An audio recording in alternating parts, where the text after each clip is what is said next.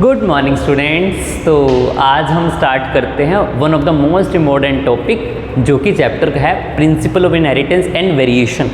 इस चैप्टर से जो बहुत से क्वेश्चन आते हैं, नो डाउट जेनेटिक्स पूरी से बहुत क्वेश्चन आते हैं, तो इस चैप्टर का हम एक टॉपिक लेने वाले हैं जहाँ से वन एंड ऑल हमेशा 1% क्वेश्चन तो आता ही आता है। सो द टॉपिक का नाम है linkage and recombination. Linkage and recombination, तो हेडिंग डाल लेते हैं linkage and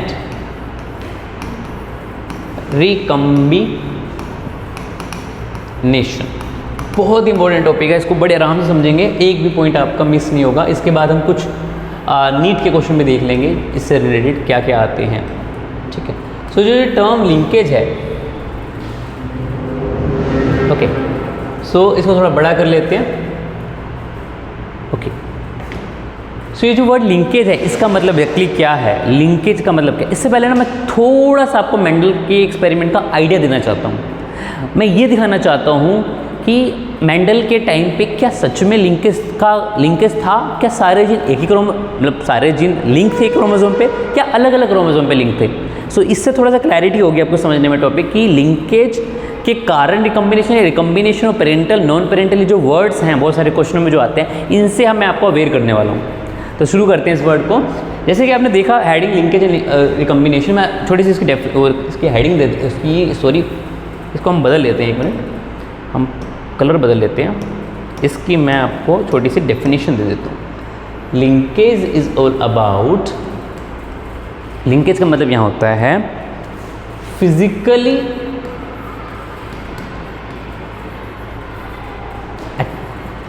attach two or more gene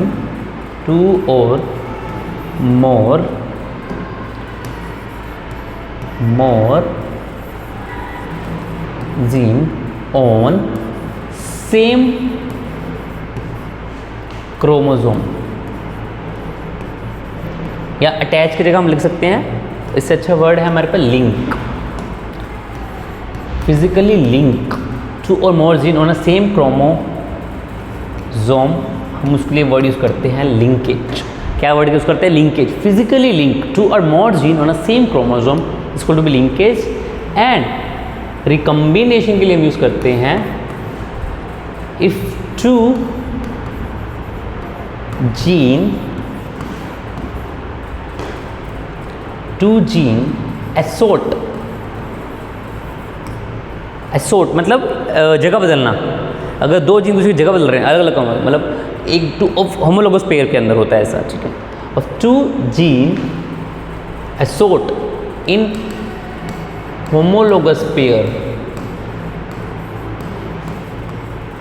so sorry one word is missing here, that's हाँ ठीक है, होमोलोगस पेयर।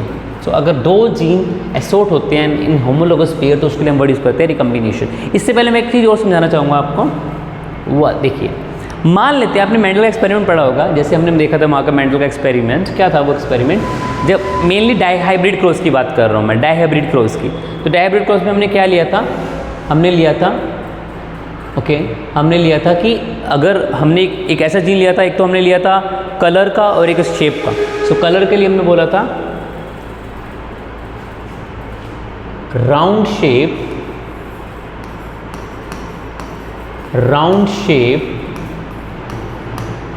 येलो कलर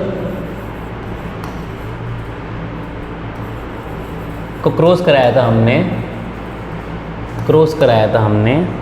इसको थोड़ा सा इधर रख लेते हैं। ठीक है, इसको क्रॉस कराया था, राउंड शेप येलो कलर को क्रॉस कराया था रिंकल शेप।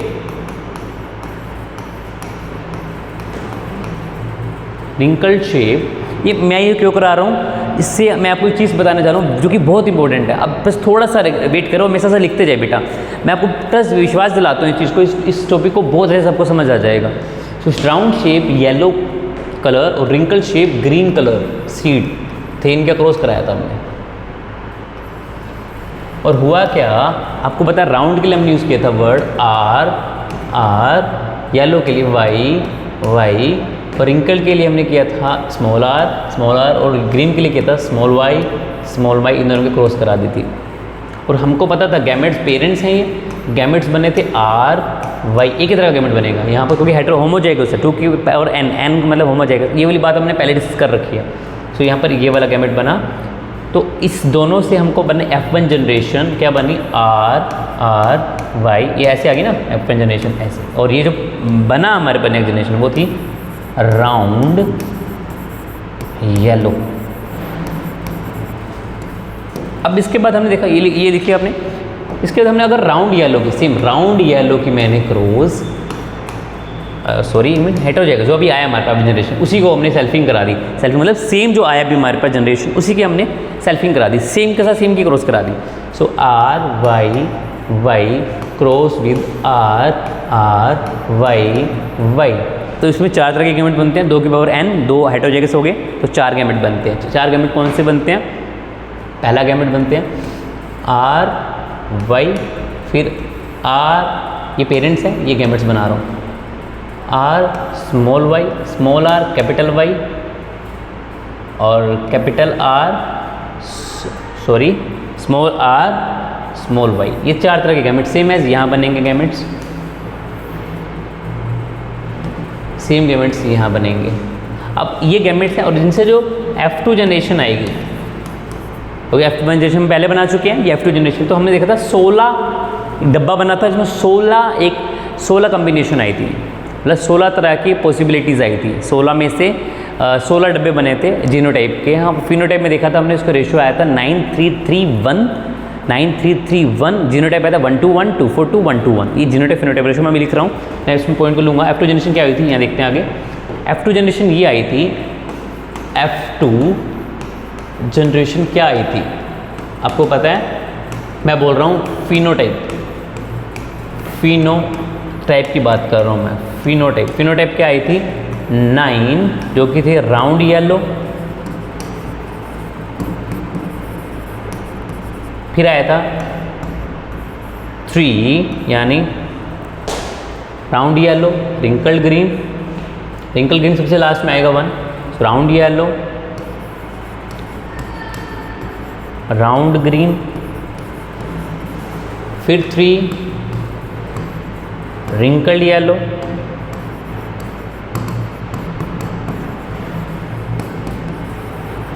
और लास्ट में जो 1 आया था वो आया था रिंकल्ड ग्रीन। अब मैं ये क्यों बता रहा हूँ?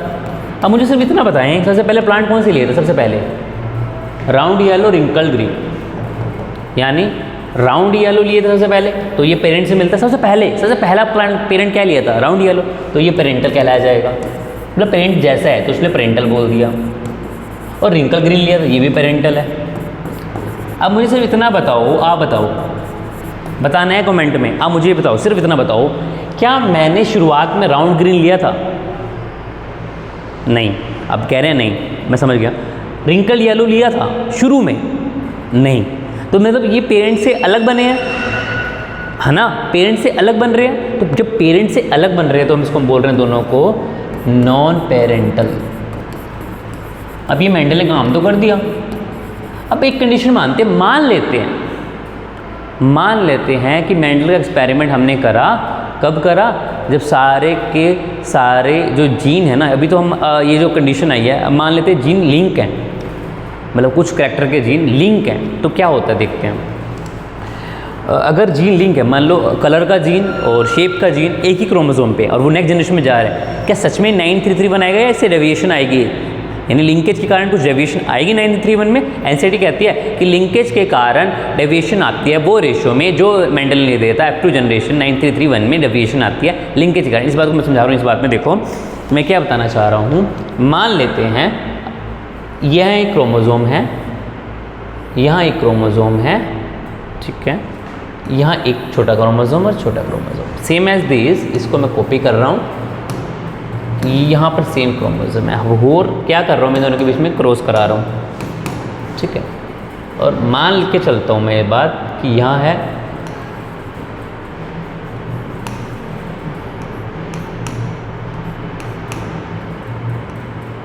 ठीक है, सिर्फ 2 मान लेते हैं, ठीक है, इसको ऐसे मान लेते हैं। Okay wait,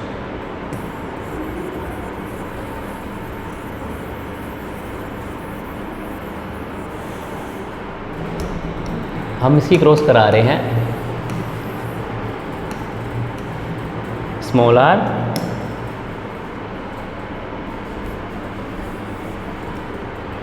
small R small Y small R small Y, वही तो है जो मैं पहले ले रहे थे, पहले एक्सपेरिमेंट सेम ही तो कर रहा हूँ। ये इसको क्या बोलेंगे, राउंड येलो प्लांट है।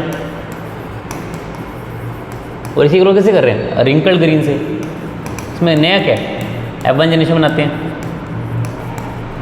पेरेंट्स हैं, गैमेट्स बने, ये कौन आएगा, एक आएगा इन दोनों में से, ये आ गया दोनों सेम पॉसिबिलिटी है, ये सेम आएगा,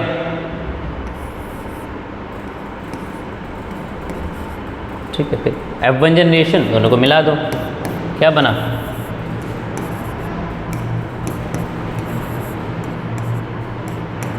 अच्छा यहाँ तो समझ आ गई, क्या बना, राउंड येलो। अब इसकी सेल्फिंग कराएंगे। अभी मैं क्या मान के चलाऊँ, इंपॉर्टेंट बात है, फिजिकली लिंक है दोनों जीन, करेक्ट, मतलब शेप का जीन और कलर का जीन, शेप का जीन कलर का जीन लिंक है, फिजिकली लिंक है। और इसके बाद एक्सपेरिमेंट करके दिखा रहा हूँ मैं आपको, क्या 931 आएगा उससे अलग आएगा, वो देखना चाह रहा हूँ। पेरेंटल नॉन पेरेंटल बनेंगे वो समझाना चाह रहा हूँ। अभी हमने देखा था वहाँ पर पेरेंटल भी बन रहे थे, नॉन पेरेंटल भी बन रहे थे, ये पेरेंटल भी बन रहे थे, इवन 50-50% बनते हैं, पेरेंटल 50% बनते हैं और नॉन पेरेंटल 50% बनते हैं। पर एक्चुअल में क्या यही रेशियो आता है जब जो जीन होते हैं लिंक होते हैं तब, देखते हैं। अब क्या हमने इसको क्या करा, हमारे पास F1 जनरेशन आ गई थी, ये सॉरी छोटा ले लेते हैं, एक को अच्छे से ले लेते हैं,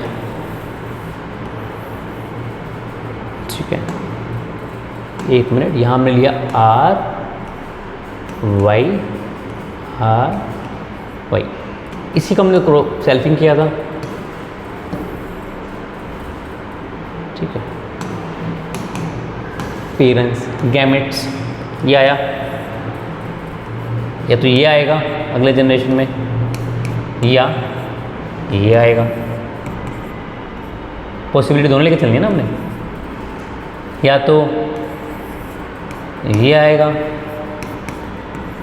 या ये आएगा अगले जनरेशन में। अब चलते हैं पहले, अब बनते हैं F2 जनरेशन, ये दोनों आ गए मान लेते हैं, तो क्या आएगा, और ये भी यही है, अच्छा मान लो ये आगे, ये आ गया, बेटा थोड़ा सा इरेजर का यूज़ कर रहा हूँ, ये गलत गंदा ना लग रहा है, वो समझ ना आए कभी आपको। और ये स्मॉल वाई है,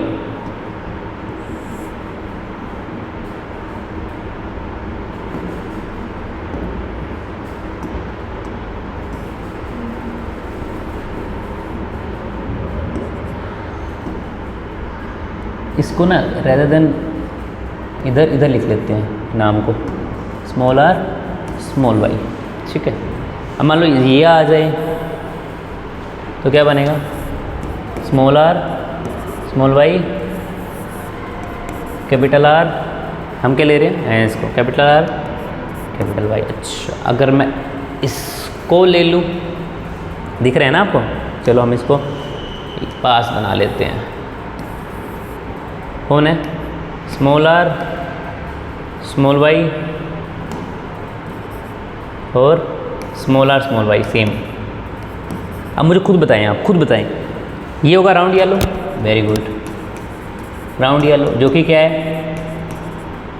पेरेंटल। ये क्या है, अगेन राउंड येलो जो क्या है, पेरेंटल। अच्छा अगेन राउंड येलो, क्यों, देख लो जीन कैपिटल जी डोमिनेट करके इससे, राउंड येलो जो कि क्या है, पेरेंटल।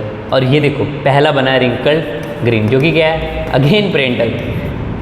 मतलब एक बार समझ में आई कि जब लिंक होते हैं ना जीन फिजिकली, तब जो नेक्स्ट जनरेशन आती है ना वो 100% पेरेंटल होती है, जबकि मेंडल ने कहा उसमें 50% पेरेंटल थी, 50% नॉन पेरेंटल थी। और हमने लिंकेज करके देखा, जीन को फिजिकली लिंक करके देखा तो 100% पेरेंटल आ रही है। उन्होंने बताया 50% पेरेंटल, नॉन पेरेंटल। तो यानी यहाँ से एक बात साबित हो गई कि मेंडल के टाइम पर, अब मेंडल जी एक्सपेरिमेंट गलत नहीं था, उन्होंने सारे एक्सपेरिमेंट नो डाउट अच्छे किए, सही करे, पर यहाँ बात समझ ये आती है कि मेंडल के टाइम पर ऐसा हुआ होगा कि सारे करैक्टर के जीन अलग अलग क्रोमोसोम पर थे, तभी वो कंडीशन बन सकती है। मैंने इसको करके नहीं दिखाया, मान के चलो अगर हम वो भी करते ना, जस्ट 1 मिनट, अगर हम ये वाले एक्सपेरिमेंट मेंडल ऐसे करते ना, तो इसे अलग अलग क्रोमोसोम दिखाते हैं, अलग अलग, तो कहीं ना कहीं अलग अलग क्रोमोसोम के कारण रेशो यही आता 9331। बट यहाँ लिंक के कारण क्या फ़र्क पड़ गया, हम लिख सकते हैं, एक लाइन लिख सकते हैं, due to linkage, due to linkage, due to linkage, F2 generation, F2 generation, F2 generation, F2 generation phenotype, phenotype ratio deviate, deviate from, deviate from 9331 है। क्या मतलब इसका, अब ध्यान से समझना कि हुआ ये कि अगर अब पर इससे इसको इसके लिए एक चीज़ और भी आती है, रिकम्बिनेशन। क्या पता जीन लिंक इधर से उधर चला गया हो, 1-2 क्रोमोसोम से, तब हो जाए ऐसा। तो ये है बात इंपॉर्टेंट। पहले होता समझ लो ड्यू टू, यहाँ पे एक बात समझ आई, due to linkage F2 generation phenotype ratio deviate from the 9331। अब समझते हैं कि ये लिंकेज क्या बनाए, अच्छे से समझते हैं, और ये रिकम्बिनेशन क्या है ये भी समझते हैं। और रिकम्बिनेशन के कारण क्या होता है, पेरेंटल नॉन पेरेंटल, और उसके कारण लिंकेज के कारण क्या होता है, पेरेंटल नॉन पेरेंटल, इसको समझ लेते हैं एक बार। ठीक है, मान लीजिए मेरे पे 2 क्रोमोसोम थे, जैसे ये क्रोमोसोम हो गया, ठीक है, और ये क्रोमोसोम हो गया, ठीक है। और मान लीजिए ये क्रोमोसोम भी है हमारे पास, ठीक है, यही मान लेते हैं अभी। तो इसको पूरे एक सेम हाइट ले लेते हैं।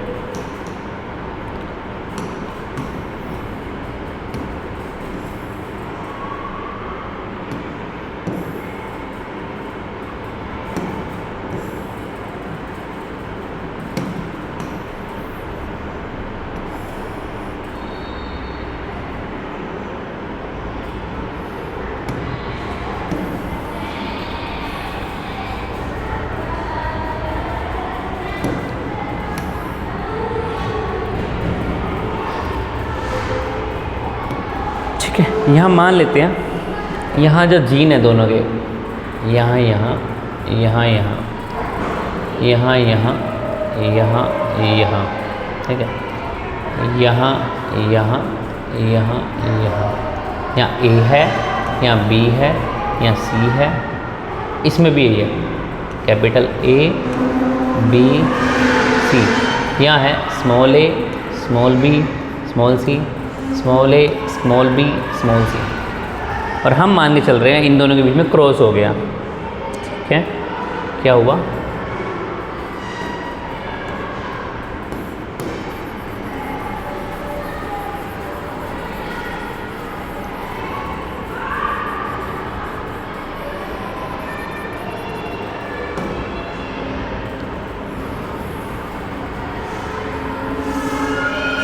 तो यहाँ क्रॉस हो गया। और क्रॉस होने के बाद क्या हुआ, यहाँ अगेन जीन है ए, यहाँ अगेन बी है, यहाँ अगेन सी है, यानी A B C physically link हैं, तो हमने बोला लिंकेज है। और रिकम्बिनेशन बताना चाह रहा हूँ मैं क्या होती है, रिकम्बिनेशन बताना चाह रहा हूँ मैं क्या होती है। यहाँ पर भी स्मॉल ए है, स्मॉल बी है, स्मॉल सी है, यहाँ पर भी कैपिटल ए है, कैपिटल बी है, बट यहाँ पर अब स्मॉल सी थोड़ा अलग सा दिखा देते हैं, स्मॉल सी थोड़ा ऐसे दिखा देते हैं ताकि आपको समझ आ जाए।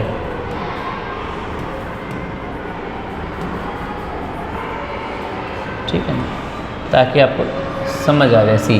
तो यहाँ आ गया कैपिटल सी, और यहाँ आ गया, सॉरी यहाँ आ गया स्मॉल सी, यहाँ आ गया कैपिटल सी। मैं भी क्या बोल रहा हूँ, यहाँ आ गया स्मॉल सी, यानी अब ये जो क्रोमोसोम ना, ये जो कंसेप्ट है ना कि क्रोमोसोम बदल रहे हैं, इधर जा रहे हैं, एसोर्ट हो रहे हैं, that's called recombination, that's called recombination. और इसके कारण क्या होते हैं, अब जो ये होमोलोगस पेयर हो गए, होमोलोगस पेयर। अब होमोलोगस पेयर के बारे में हमने बहुत अच्छे से सेल डिवीजन से चैप्टर में पढ़ा है। अब होमोलोगस पेयर के अंदर क्रॉसिंग ओवर हुई, ये इसको कहते हैं क्रॉसिंग ओवर। वहाँ पढ़ी थी, म्योसिस के अंदर पढ़ते हैं हम इसको। जब म्योसिस पढ़ाई थी बेटा आपको, म्योसिस में प्रोफेज फर्स्ट, उसमें भी पैचिटिन स्टेज, विच स्टेज, पैचिटिन, उस स्टेज के अंदर बताया था ये क्रॉसिंग ओवर। और उस क्रॉसिंग ओवर के कारण यहाँ बन गए गैमेट्स। और क्योंकि म्योसिस कब होते हैं, पूरी बॉडी में कब होती है म्योसिस, जब गैमेट्स बनने होते हैं। और आपको पता है अब ये जो रिकम्बिनेंट बने हैं, ये रिकम्बिनेंट है, ये देखो, ये प्रोसेस पूरी रिकम्बिनेशन होगी। और ये जो बने हैं ना, ये जो दो क्रोमोसोम बने हैं, है ना, इसी को बोलते हैं रिकम्बिनेंट। प्रोसेस होगी पूरी, ये हुआ ऐसा काम तो रिकम्बिनेशन। और ये जो बने हैं, ये जो अलग, जैसे यहाँ पर सेम है ए और बी स्मॉल, और यही कैपिटल सी हो गया, रिकम्बिनेंट।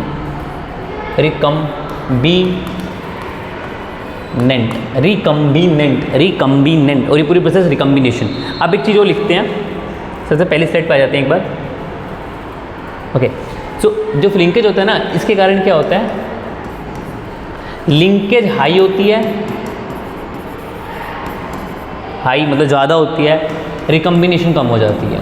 मतलब फिजिकली बहुत अच्छे से अटैच हैं कि वो इधर उधर नहीं जा पा रहे, जीन बदल नहीं पा रहे दूसरे क्रोमोसोम पे ऐसे, तो रिकम्बिनेशन क्या हो जाती है, कम हो जाती है। रिकम्बिनेशन कम हो जाती है तो पेरेंटल ज़्यादा बनते हैं। अब पेरेंटल का मतलब समझ गए, पेरेंटल का मतलब पेरेंट जैसे बच्चे, पेरेंटल ज़्यादा बनते हैं, मतलब ज़्यादा बनते हैं।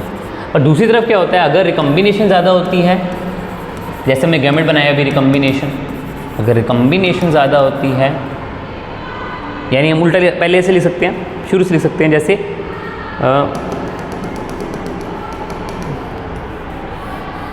अगर हम कहें लिंकेज कम है,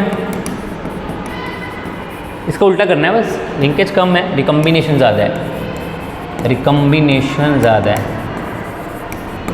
और अगर रिकम्बिनेशन ज़्यादा है तो पर नॉन पेरेंटल ज़्यादा बन जाएंगे, नॉन पेरेंटल ज़्यादा हो जाएंगे, नॉन पेरेंटल ज़्यादा हो जाएंगे, नॉन पेरेंटल ज़्यादा हो जाएंगे, नॉन पेरेंटल ज़्यादा हो जाएंगे। बेटा इसको मैं एक फॉर्मूला भी लिख देता हूँ आपको, यानी हमको पता लग गया लिंकेज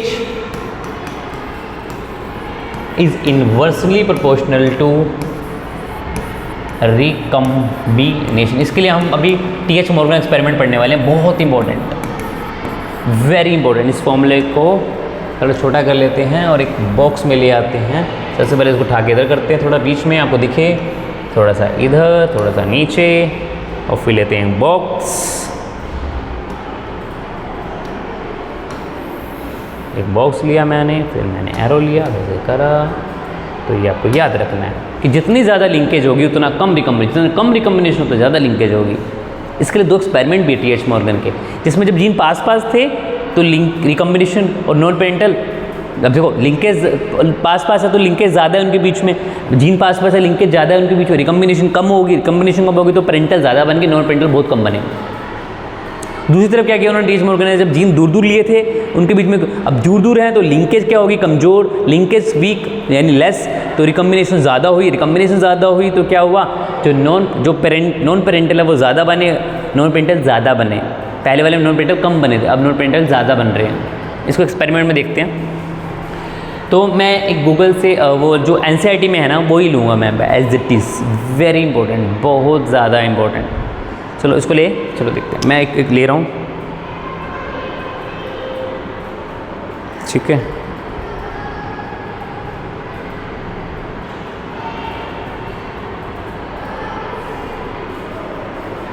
जस्ट 1 मिनट बेटा, अभी इंटरनेट कनेक्ट हो गया, done.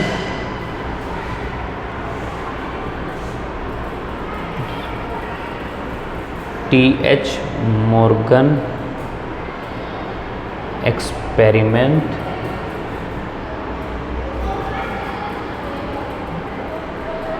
On Drosophila, NCERT। Photo देखनी हमें इसकी,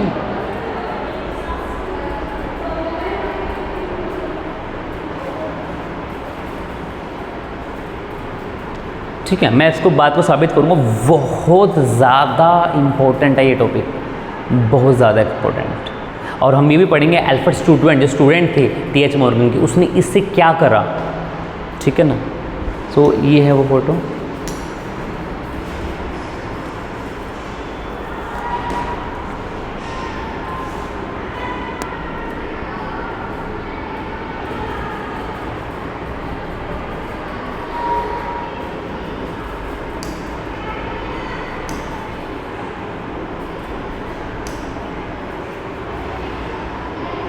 इंटरनेट स्लो है बेटा, बस हो जाएगा अभी 1 मिनट, बस जस्ट थोड़ा सा वेट।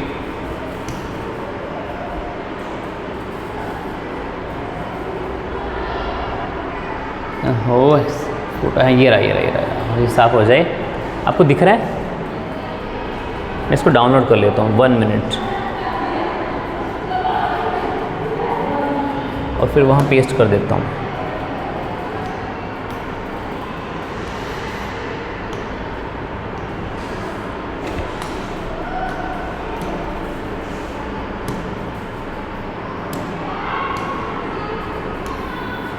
Just 1 minute.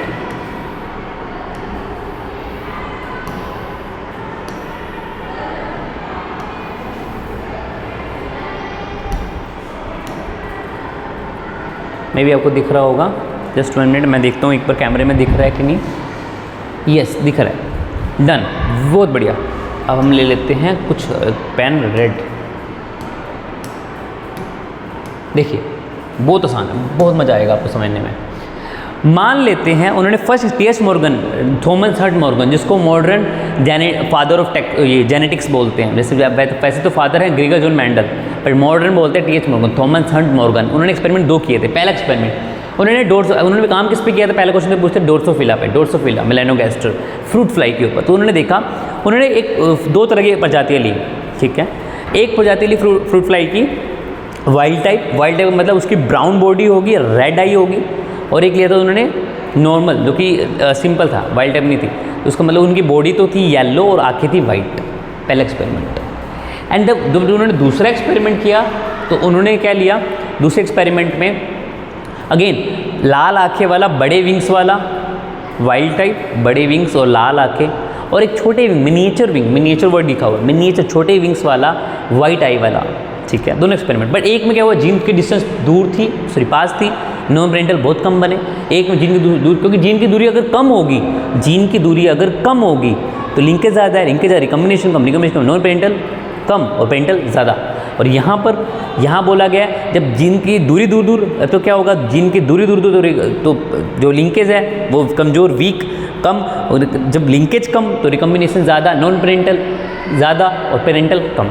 तो यहाँ पर अब देखो, जैसे यहाँ पर देखा हुआ है, देखो जैसे मान लो इसको नहीं देखनी आपको, इसको नहीं देखना आपको, पहले देखो, अगर इन दोनों को क्रॉस करा रहे हैं, अगर हम इन दोनों, पहले हम इसी को मानते हैं, येलो बॉडी वाइट आई, वाइल्ड आई मतलब ब्राउन बॉडी रेड आई। तो ये दोनों, ये फीमेल ले ली, देखो फीमेल का सिंबल और ये मेल, XX होता है। अब फीमेल के XX क्रोमोसोम होते हैं और इसमें XY होते हैं, ठीक है, X होते हैं और इसमें XY होते हैं।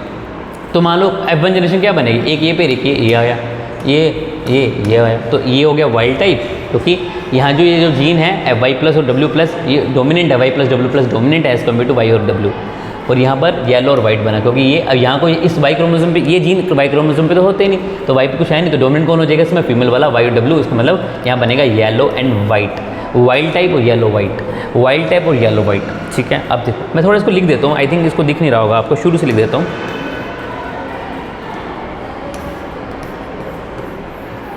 मैं लिख देता हूँ, शुरू से लिख देता हूँ, आपको दिखे ना कभी।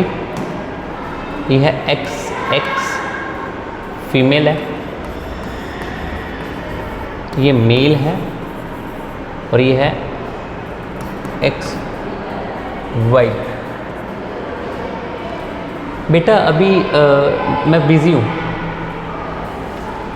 ओके, XX XY, ठीक है।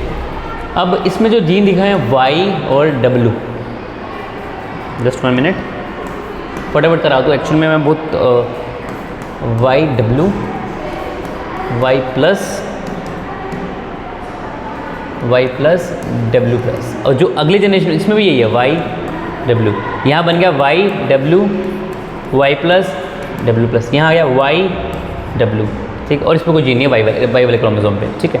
अब देखो अगर मान लो ये ना हो, रिकम्बिनेशन ना हो, मान लो इनमें रिकम्बिनेशन नहीं हुई, इनको दोबारा क्रॉसिंग करा दिया हमने, इनको दोबारा क्रॉसिंग करा दिया, पर इनमें यहाँ कुछ नहीं है, कुछ नहीं है, नल नल, तो इनमें अगर हम मतलब हम इन दोनों को क्रॉस करा रहे हैं और हम मान के चल रहे रिकम्बिनेशन नहीं हो रही, तो क्या होगा, 4 पेयर, मान लो नीचे वाला इसके साथ गया, मतलब इसके साथ ये गया तो ये बना, फिर उसके बाद ठीक है इस जो ये वाला है उसके बाद ये वाला देख लो कि अगर नीचे वाले के साथ ये येलो वाला गया ऊपर वाला तो ये बना, ठीक है, फिर ये इस वाले के साथ अगर इस वाले के साथ येलो वाले के साथ ये गया तो इसके बाद तो ये हो गया, ब्लू वाले के साथ ये गया था, अब इस वाले के साथ ये जाए, अब देखो उल्टा इस वाले के साथ ये जाएगा, इस वाले के साथ ये जाएगा, तो ये दोनों बाकी के बन जाएंगे, यानी नॉन पेरेंटल में क्या बनेगा, wild type yellow white, wild type yellow white, जो कि सारा पेरेंटल हो जाएगा। बट रिकम्बिनेशन हुई, क्या हुआ, जीन का उथल पुथल हुआ इनके बीच में, जीन, अब देखो जीन को उल्टा कर दो, इसका जीन थोड़ा उसमें ले जाओ, उसमें इसके, तो ये वाला कुछ बनेगा पेयर।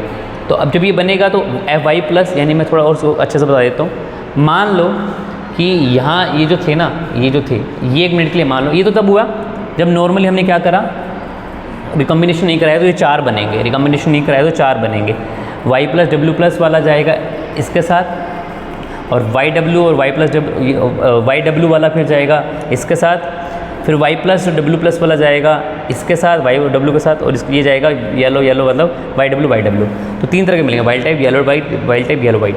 मान लो अगर ऐसा होता कि वाई प्लस उधर आ जाता, वाई प्लस उधर जाता और यहाँ बन जाता, यहाँ बन जाता, मान लो वाई प्लस उधर चला जाता और यहाँ बन जाता वाई और डब्ल्यू प्लस, तो यहाँ क्या हुआ, रिकम्बिनेशन, जीन का उथल पुथल हुआ।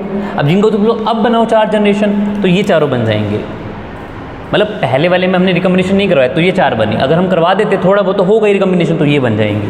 तो क्या हुआ, वाई प्लस है ना, वाई प्लस डब्ल्यू वाला जा रहा है, ये वाला ये ऊपर वाला जा रहा है इसके साथ, है ना, फिर ये ऊपर वाला वाई और डब्ल्यू प्लस वाला जा रहा है फिर इसके साथ अगेन, फिर वाई प्लस डब्ल्यू वाला जा रहा है अगेन किसके साथ, येलो वाले के साथ, ये बना, फिर वाई और डब्ल्यू प्लस जा रहा है येलो वाले के साथ, तो ये बना, तो यहाँ पर बना वाइट, अब देखो वाइट बोला इधर मैंने, वाइट येलो वाइट येलो, अब ये तो पेरेंट लिए नहीं थे हमने, तो ये बने नॉन पेरेंटल, बट ये जीन बड़े क्लोज है तो रिकम्बिनेशन बड़े कम होती है। कितना आया सिर्फ पहले एक्सपेरिमेंट में 1.3%, कितना आया 1.3%, और पेरेंटल 98.7%। कब, जब जीन क्लोज थे, लिंकेज ज़्यादा थी। अगर दूर दूर जीन होती है, जैसे अगला दूसरा एक्सपेरिमेंट किया था इन्होंने, अगेन सेम फीमेल है मेल है, तो अब यहाँ पर इन्होंने लिया दूर जीन दूर है, डब्ल्यू प्लस एम प्लस और ये, तो ये लिया ना इन्होंने, तो डब्ल्यू एम, तो पहले मान के चलो ये कंडीशन कि रिकम्बिनेशन नहीं हुई, तो ये 4 जनरेशन बनी, इसका सही है, इसका सही है, इसका सही है, इसका है, ये 4 जनरेशन बनी, ठीक है, यानी wild type white miniature, wild type white miniature, ये सारे पेरेंटल हैं। बट मान लो कि अगर डब्ल्यू पहले कहा था W M Y plus M plus, तब जाके इसके साथ डब्ल्यू और एम, इसका साथ ये बनी थी 4 कंडीशन, मतलब वाई और डब्ल्यू, वाई और एम, वाई प्लस और एम प्लस, और वाई एम डब्ल्यू एम और ये वाई वाले क्रोमोसोम। पर अगर हम इसको उल्टा कर दें, रिकम्बिनेशन कर दें और तब बनाए तो ये बन जाएंगे जनरेशन्स। पर आपके पास जीन दूर दूर है तो जो नॉन पेरेंटल है, मतलब इसका ये इसका सही, इसका सही, इसका ये 4 जनरेशन और बन जाएगी नॉन पेरेंटल। बट अब की बार क्या होगा, रिकम्बिनेशन हो जाएगी 37.2%, ट्राई टू अंडरस्टैंड, यहाँ है 1.3%, नॉन पेरेंटल 1.3% बन रहे हैं और पेरेंटल 98.7%, और यहाँ पर बन रहे 62.8%, तो 62.8% तो पेरेंटल और 37.2% तो नॉन पेरेंटल। यानी जैसे ही हमने क्या देखा, कंक्लूजन एक ही आया। कंक्लूजन क्या आया, कंक्लूजन यही आया है कि अगर जीन की दूरी दूर है रिकम्बिनेशन होगा, नॉन पेरेंटल ज़्यादा बनेंगे। अगर जीन की दूरी पास है रिकम्बिनेशन कम होगा, नॉन पेरेंटल कम बनेंगे। नॉन पेरेंटल रिकम्बिनेशन कैसा चलता है, इसी को देखकर ना एक साइंटिस्ट जो अल्फ्रेड स्टूडवेंट थे, इसके बारे में बता देता हूँ। ये स्टूडेंट थे किनके, टी.एच. मॉर्गन के। तो इन्होंने क्या करते, इसी को देखकर जब डिस्टेंस की दूरी, जीन की दूरी को मैच करा रिकम्बिनेंट फ्रीक्वेंसी से। इन्होंने हर एक की रिकम्बिनेंट फ्रीक्वेंसी निकाली। अब रिकम्बिनेंट फ्रीक्वेंसी निकाल कर इन्होंने जीन की दूरी पता कर ली, ठीक है। इसी कारण उन्होंने मैप करा क्रोमोसोम की, कोई क्रोमोसोम के अंदर सारे जीन कहाँ होंगे, कितने दूर होंगे, कैसे कैसे होंगे, और इसी से इन्होंने मैप बनाया, जेनेटिक मैप। और ये जो जेनेटिक मैप है आज हम यूज़ कर रहे हैं ह्यूमन जीनोम प्रोजेक्ट में, जो कि हम पढ़ेंगे इसको। Human genome project molecular basis inheritance का लास्ट टॉपिक है, जिसमें हमने पढ़ा एक बड़ा प्रोजेक्ट था जहाँ हमने सारे जीन के बारे में पता लगाया था अपने ह्यूमन की बॉडी के। तो जेनेटिक मैप वहाँ यूज़ हुए थे, जो अल्फ्रेड स्टुटवेंट ने दिया था genetic map, just because of इस कंसेप्ट से लिंकेज और रिकम्बिनेशन फ्रीक्वेंसी के आधार पर जेनेटिक मैप बनाए थे। और जो जेनेटिक मैप है उसका यूज़ कहाँ किया गया था? ह्यूमन जीनोम प्रोजेक्ट के अंदर, ठीक है, जिसमें हमने जीन की दूरी बताई थी क्रोमोसोम के ऊपर, ठीक है। ये पूरा कंसेप्ट है। हमने सिर्फ यहाँ देखा कि ये पेरेंट, अगर हम इसको ना करते उथल रिकम्बिनेट तो ये 4 बनती, अगर कर दिया तो ये 4 बनती। पर कितनी बनी? 37.2%, यहाँ बना 1.3%, क्योंकि जीन की दूरी कम थी, जीन की दूरी ज़्यादा थी। यहाँ बना पेरेंट 62.8%, यहाँ पर 98.7%, क्योंकि जीन की दूरी यहाँ दूर पास थी, यहाँ दूर थी। वेरी इंपॉर्टेंट बेटा, आपको समझ आया होगा हमें भी। बस अब टॉपिक को ख़त्म करते हैं यहीं पर। मैंने और मैं सारे पॉइंट बता दिए, तो अब टाइम भी हो चुका है। तो थैंक यू बेटा, थैंक यू सो मच। और आपको आई थिंक ये समझ आया होगा, बहुत अच्छे से समझ आया होगा, आई होप। Thank you.